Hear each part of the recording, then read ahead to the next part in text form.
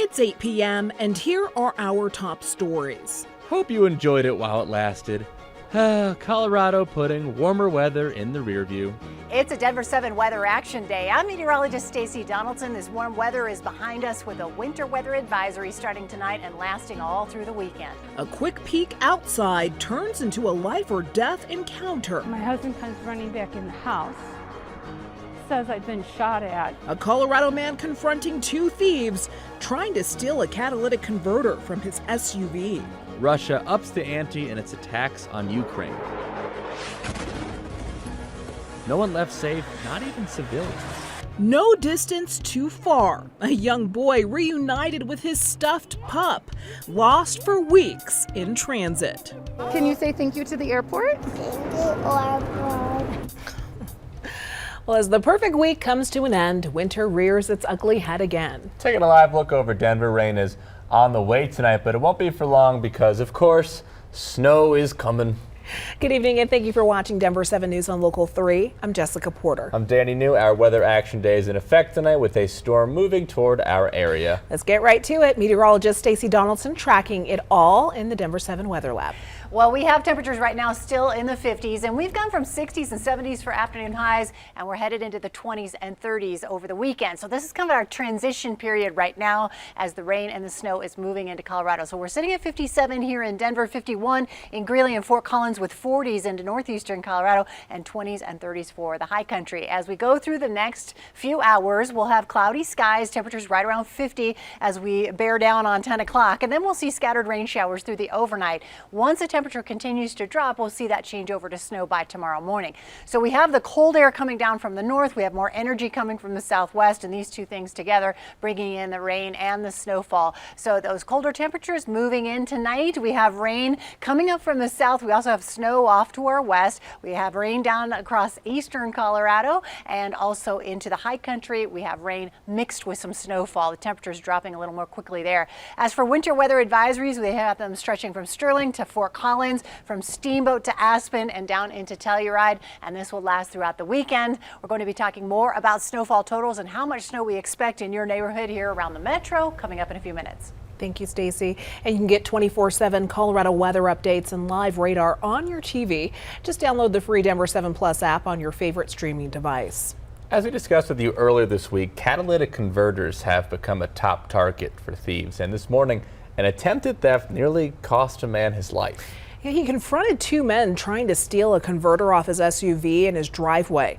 Denver 7's Rob Harris heard from the man's wife, who was concerned about this alarming trend. I'm shocked. I'm so shocked. I'm still in awe. How did this happen here? So it was daylight. It was just after 6 Friday morning. Jacqueline Garrick's husband heard a noise outside their window. He was trying to figure out what was going on. It was sort of sounded like a grinder or something going. Garrick's husband stepped outside to find an extra car in their driveway. He came around to our green Honda and was looking, and the guy smiled at him. And he thought that was weird, and then he turned around. There was a guy underneath the car coming out with a sawzall trying to get around my husband. My husband grabbed him, pinned him up against the car. At that point, the guy in the car came out. Garrick had stumbled upon a group of men after the catalytic converter on his Honda, and he was bravely trying to stop them in their tracks. But that's when things took an unexpected turn.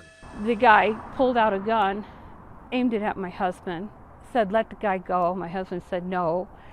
He said, "You just need to leave," and he then pointed the gun at my husband's head and fired.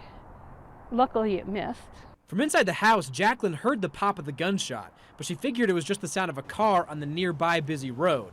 Little did she know, her husband had just escaped death by literally millimeters. My husband comes running back in the house, says I've been shot at. I was walking out of the bedroom and I'm like, "You've been shot at?" And he said, "Yes, I've been shot at. Call the police." You don't think it's going to happen, in your own yard. Garrick's husband didn't want to go on camera after his experience this morning, but I do want to give you some perspective on how much this problem is growing in Colorado. So as of 2019, there were less than 200 reported thefts of these catalytic converters. By the year 2020, that had jumped to more than 1,100. And by last year, 2021, more than 9,800 reported thefts. That's an increase of more than 5,000% over 3 years. And that increase has our law enforcement and even the state legislature trying to find ways to make the stealing of these converters less attractive. But in the meantime, it's clear that thieves are now willing to even kill to get them. Rob Harris, Denver 7. Thank you, Rob, and welcome to Denver 7. The Russian onslaught in Ukraine picking up tonight, now going into its 9th day. NATO reports Russian forces are using cluster bombs, widely banned artillery, and other types of weapons, which would all be in violation of international law to employ. Ukrainian officials are now pleading with NATO to establish a no-fly zone over the country, but the U.S. Secretary of State says that would trigger too much. The only way to actually implement something like a no-fly zone is to send NATO planes into Ukrainian airspace and to shoot down Russian planes, and that could lead to a full-fledged war. In Europe, President Biden has been clear that we are not going to get into a war with Russia. Officials around the world are warning the deadly Russian invasion is only going to worsen in the days ahead. Meanwhile, that nuclear power station struck by Russian fire last night was taken over by Russian forces. Unfortunately, U.S. Department of Energy officials said Friday that sensors around the plant are not indicating any radiation leakage. More than 1 million people have now fled Ukraine. The Washington Post reports that food and medicine are running low in cities under siege. This week, Denver 7's Ann Trujillo spoke with a Colorado man who has made his home in Ukraine for the last 4 years. For now, he isn't leaving, but he says right now there is nothing easy about living in Ukraine. People here are in hell right now, and there is no shortage of needs. And so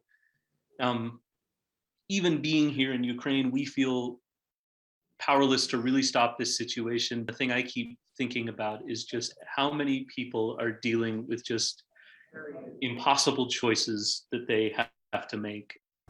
We'll have much more of the conversation with Joe and his wife Dasha tonight on Denver 7 News at 10. That talk includes how a man from Bayville, Colorado ended up living in Ukraine.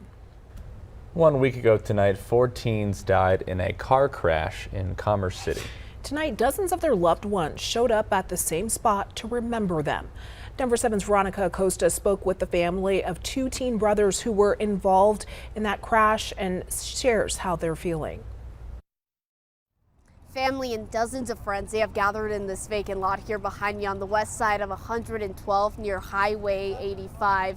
Not only to remember those 4 teens who died in that crash, but also continue praying for those who survived. And among those here, the family of 16-year-old John Bledsoe and 13-year-old Joe Bledsoe.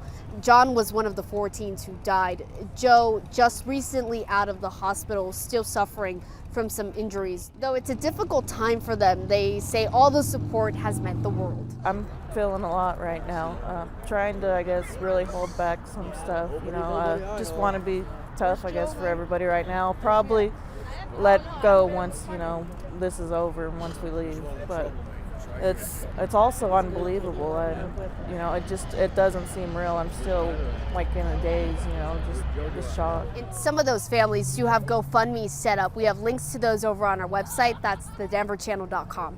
In Commerce City, I'm Veronica Acosta, Denver 7. Veronica, thank you. Coming up on Denver 7 News at 8. Priced out and forced to move from their neighborhood. At the end of the day, nobody cared. So we had to move on. Denver's development proves the price of art can't hold up to its real estate. Plus, reunited and it feels so good. A stuffed puppy travels 1,000 miles to get back to his 3-year-old best friend. He's in here. Here you go. Aw, we shared their heartwarming moment coming back together. Taking a live look out over Denver, rain tonight, but snow and cold will take over this weekend. Stacey has your complete forecast. Stay with us.